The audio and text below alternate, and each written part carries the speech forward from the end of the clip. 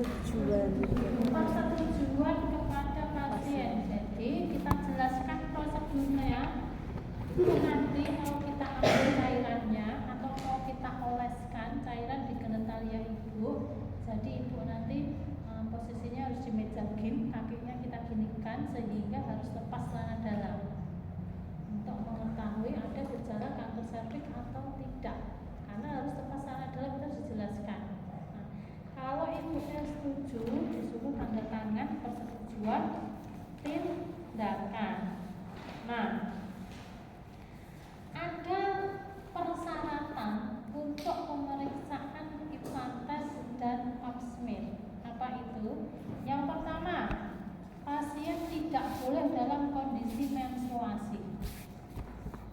Tidak boleh karena di situ nanti bercampur darah.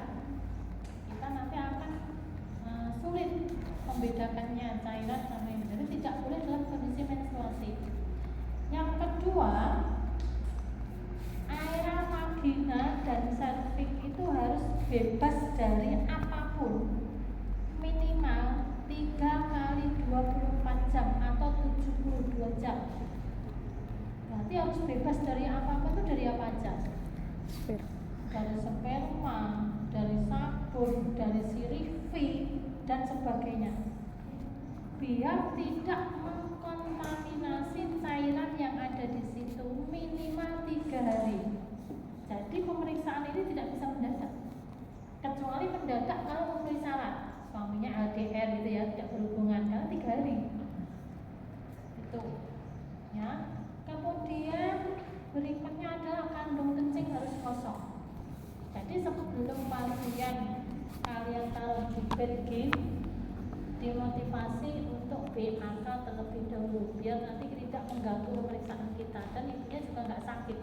Kalau ngepet pipis kan nggak enak kan, dan kita nanti juga akan sulit. Di itu persyaratannya. Kalau ada pasien yang mengkonsultasi kemudian apa-apa mau melakukan pemeriksaan Pap smear, dikasih tahu dulu persyaratannya sehingga dia tidak berhubungan dengan suaminya minimal 3 hari, tidak menggunakan sirifi, sabun wangi, apapun pokoknya nggak boleh minimal 3 hari. Terus info concern kalau sudah pasiennya ibu ke kamar mandi dulu ya, silahkan pipis dulu. Kadang nggak kebelet ibu, udah nggak apa-apa pipis aja. Kadang nggak kebelet itu kan ada apa pipisnya juga kan. Nah, kita mempersiapkan alat, termasuk di sini harusnya ada apa? Lampu, ya lampu sorot ya. Karena kan tadi saya bilang goa itu gelap kan? Nah, di sana juga gelap, jadi harus ada lampu. Terus kita checking lagi perlengkapannya, ya. Kita checking lagi perlengkapannya. Terus kita memakai APD, kita pakai dulu. APD-nya selain handscoon nanti terakhir, karena kita menjaga kesterilan. Ya. Pasien udah datang habis pipis, udah bu, celananya dilepas dulu. Kalau celananya sudah dilepas, minta tolong ibu, ini kita belum cuci tangan, belum pakai handscoon ya, tapi nyicil pakai ini nggak apa. Ibu silahkan berbaring di sini, kakinya taruh di atas ini. Bisa membayangkan pakai bed gym, ya. Udah kita pernahke dulu. Apa sih pernahke itu? Dinyamankan. Ya, pasiennya posisinya dinyamankan. Kita paske ininya, lampunya, udah. Minta tolong ibunya, ibu ditutupin pakai selimut dulu nggak apa-apa. Nah, habis itu kita cuci tangan, ya kan? Cuci tangan. APD yang belum kita pakai. Jangan lupa ini kita buka dulu secara steril. Ya. Kita persiapkan. Kalau semuanya sudah, baru kita pakai handscoon. Itu persiapannya di pertama.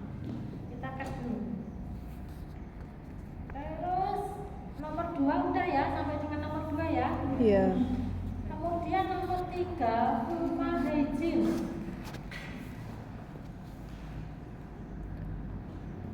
Kita melakukan vulva hygiene. Kalau kalian ada korentang, ngambilnya ini harusnya kayak korentang ya.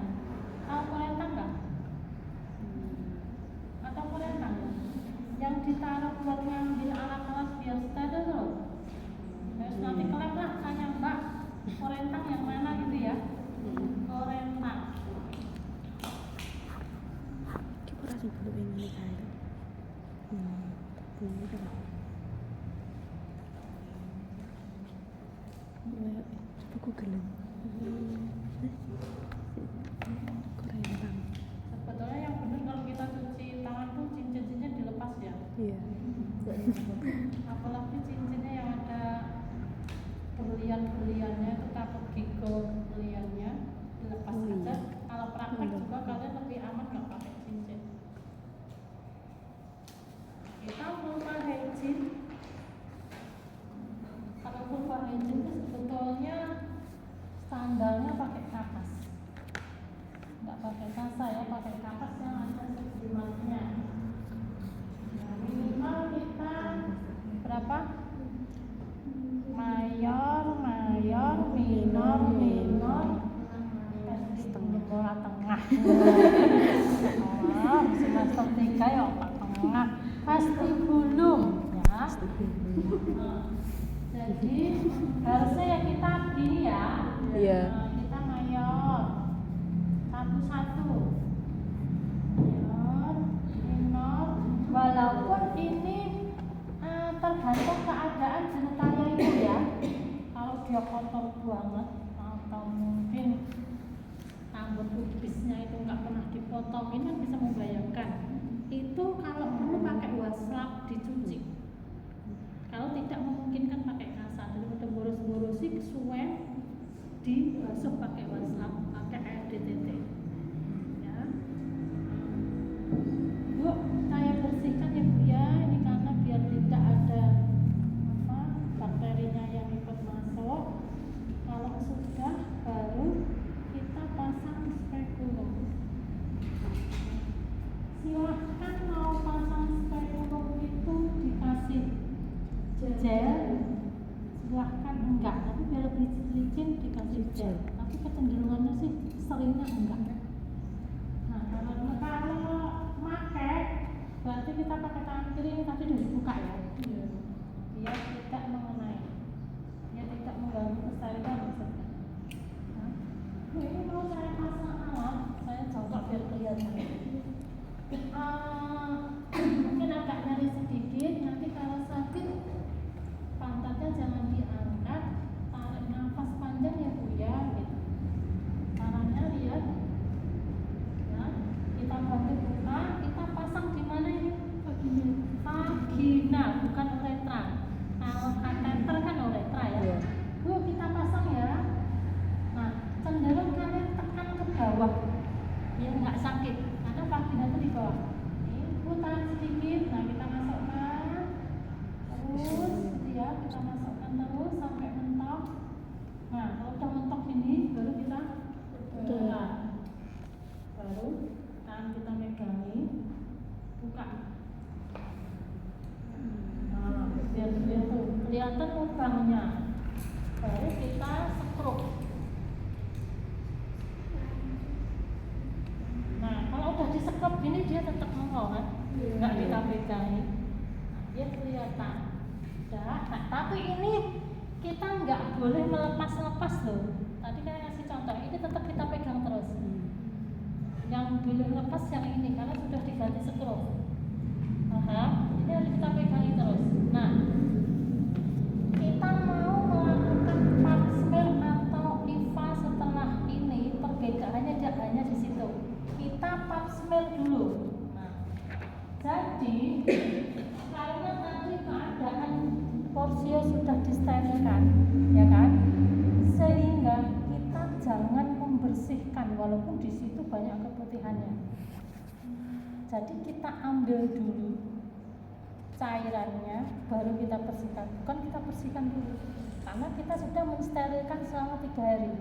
Jadi itu betul-betul murni cairan yang keluar dari organnya itu. Oke, kita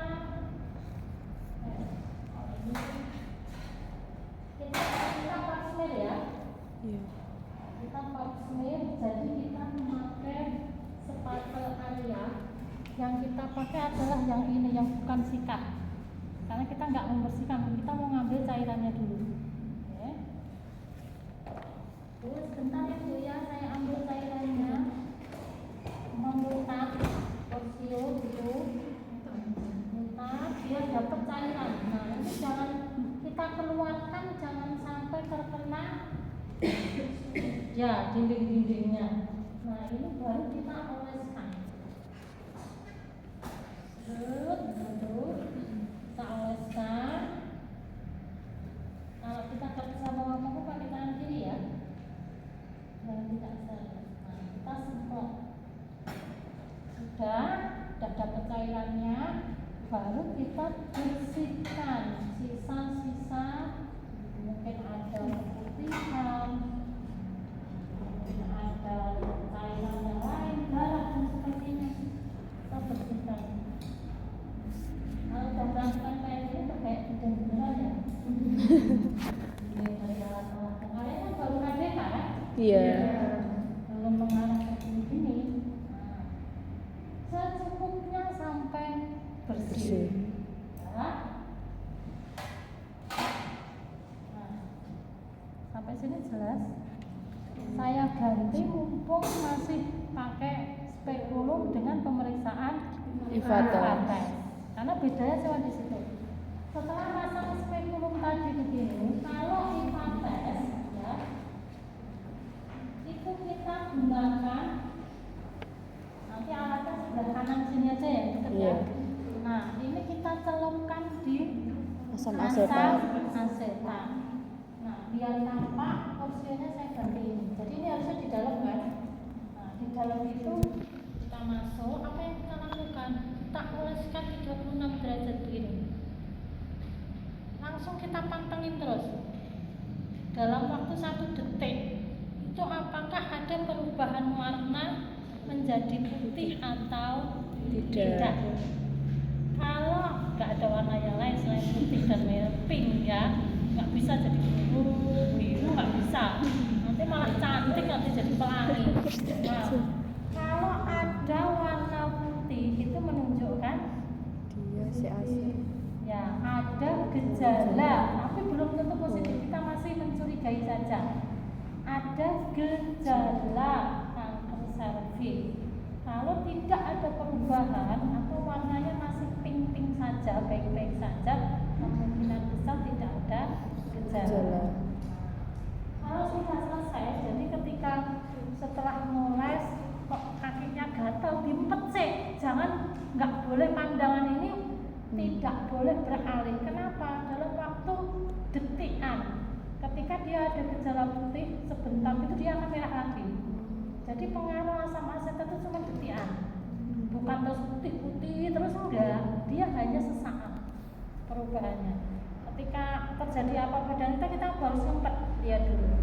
Dah, kalau udah selesai, ya selesai, lihat, dan lihat sama, baru kita bersihkan. Sama. Baru kita bersihkan. Sampai bersih, tidak ada batasannya. 3 kali, 4 kali sampai bersih. Nah, ini berarti tindakan inti sudah selesai. Alhamdulillah, tindakannya sudah selesai. Misalkan ada tanda-tanda positif, jangan langsung waduh kanker gitu, wah tenang aja. Nanti penyampaian hasilnya di belakang ketika pasien sudah duduk di meja lagi ya. Jadi sebentar ya Bu ya, Bu tahan gitu. Jadi spontanitasnya itu jangan panik gitu ya. Nah, udah. Kalau udah selesai, baru kita lepas. Nah, cara melepasnya, udah, ya kan? Baru kita tutup. Udah. Bu, mohon maaf ini udah selesai. Mau saya ambil alatnya, giring lagi.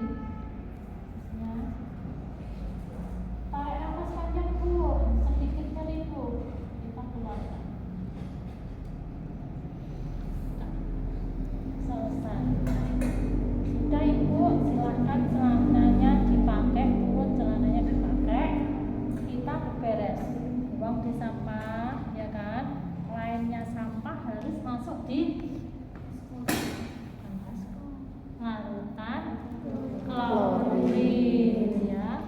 Nah, kita harus cuci tangan juga di klorin.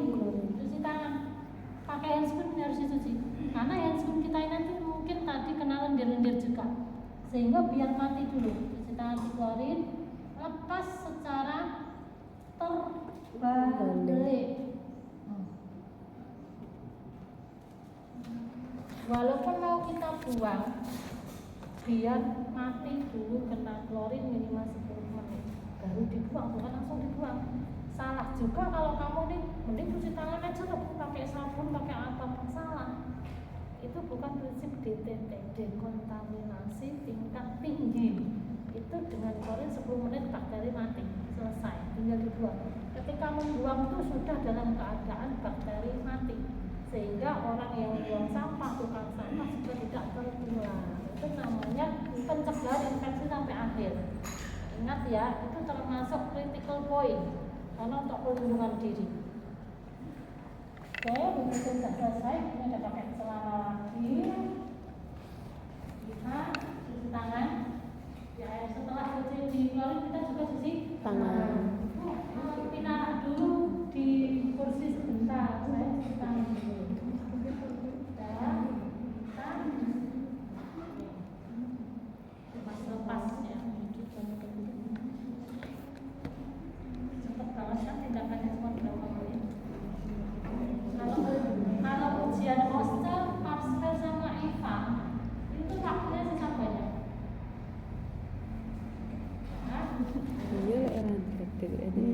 Kita duduk, kita menjelaskan hasilnya. Kita menjelaskan tadi pemeriksaan pertama apa? Pap smear. Pemeriksaan pertama kan pap smear. Itu tadi sudah kita lakukan pemeriksaan pap smear. Lendirnya itu sudah kita ambil ini. Nah, mungkin mau ngecek lagi. Ibu namanya Vita, 30 tahun, alamatnya Muda Boyolali ya.